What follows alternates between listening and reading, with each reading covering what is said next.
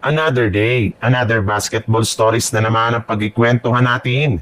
At ngayon nga ay ang pag-uusapan natin ang balitang may bagong super team na nga daw ang Los Angeles Lakers.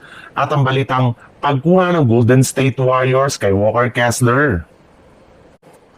Bagamat man nga unti-unti nang nakakabuo ang Los Angeles Lakers ng mas malakas na lineup ngayong offseason sa kanilang mga kinuhang player na mga nagdaang araw, ay mismong si Rob Pelinka na rin naman nga nagsabi na hindi pa rin nga daw tapos ang kanilang front office sa paggawa ng mga bagong move. Ayon pa nga sa lumabas na balita, may ilang mga team pa rin naman nga ang umaalok sa kanila na makipag-trade kagaya na lang ng Miami Heat na pumayag ng ibigay sa Los Angeles Lakers si Andrew Wiggins.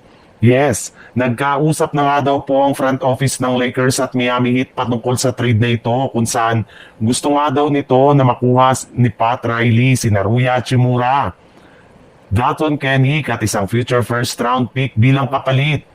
Kapag nagawa nga nila yan, ay makakagawa nga sila ng bagong super team na bubuuhin ni LeBron James, Austin Reeves, Luka Doncic, Andrew Wiggins at si DeAndre Ayton. Sa ibang balita naman, bagamat man nga may mga team nang gusto nang makuha sa isang trade si Jonathan Kuminga, ay pinipigilan pa rin naman nga ito ng mismong front office ng Warriors. Nagmamatigas pa rin nga ang kanilang general manager na si Mike Dunleavy sa kanilang desisyon na panatilihin si Kuminga.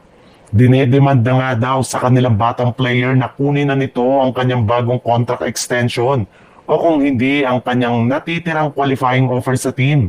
Subalit dahil nga sobrang natatagalan ng transaksyon ng Golden State Warriors kay Kuminga, ay naapektuhan na rin naman nga nito ang iba pa nilang mga malalaking plano ngayong off-season. Kaya kailangan nga nila ito ng madaliin sa pamamagitan ng inilabas na isang trade. At isa nga sa mga team na posible nitong kausapin ay ang Utah Jazz na mayroong mga player na available ngayon sa trade. Kagaya na lang ng big man ni si Walker Kessler na matagal na target na makuha ng Golden State Warriors sa isang trade. Kaya kung pumayag nga ang Jazz sa trade ni na Kessler at Kuminga, ay maaari nga na maisakatuparan na ito agad-agad sa mga susunod na araw.